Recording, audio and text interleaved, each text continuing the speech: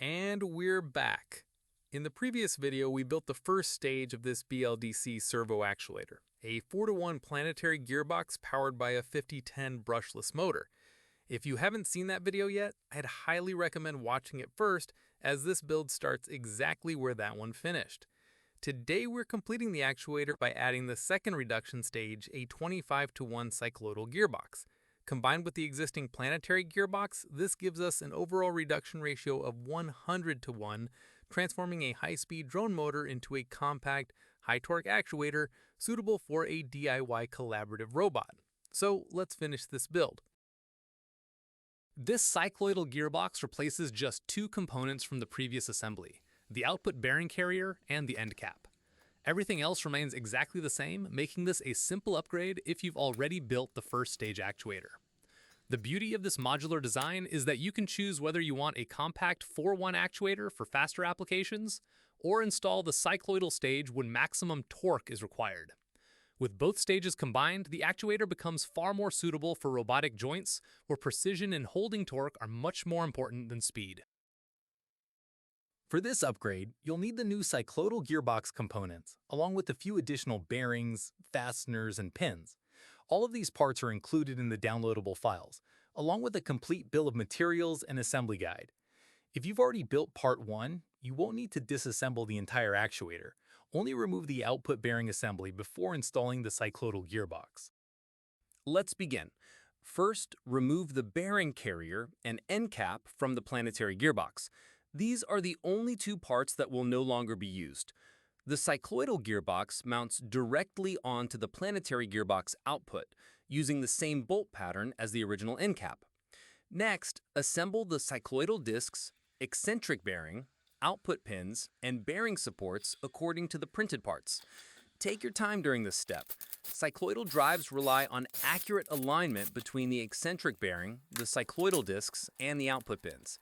A small amount of grease on the contact surfaces will also help achieve smoother operation and reduce wear during the initial run-in. Once the cycloidal assembly is complete, bolt it onto the planetary gearbox housing. Rotate the output by hand to ensure everything moves smoothly before fully tightening the fasteners.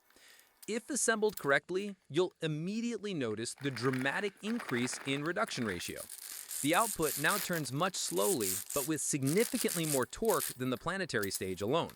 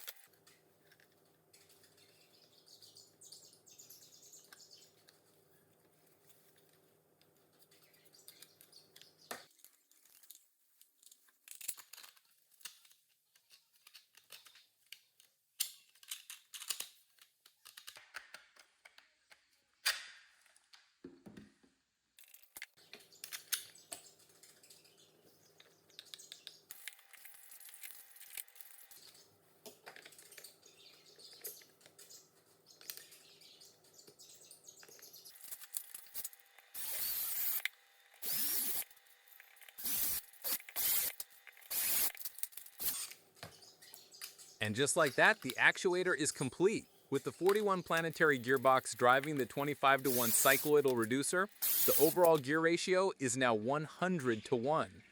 This combination allows the motor to operate efficiently at higher speeds while delivering the high output torque needed for a robotic joint. The result is a compact, modular actuator that's well suited for DIY robotic arms and collaborative robots. Now that the mechanical side is complete, it's time to bring this actuator to life. In the next video, we'll add an encoder, a servo controller, and closed-loop position control so this actuator can finally behave like a true industrial servo. That's when this project really starts becoming a collaborative robot instead of just a gearbox. If you'd like to build this actuator yourself, you can download all of the STL files, CAD models, assembly instructions, and parts list from my Colts 3D page using the link in the description below. If you found this video helpful, don't forget to like, subscribe, and let me know in the comments what you'd like to see next. Thanks for watching, and until next time, let's rotate.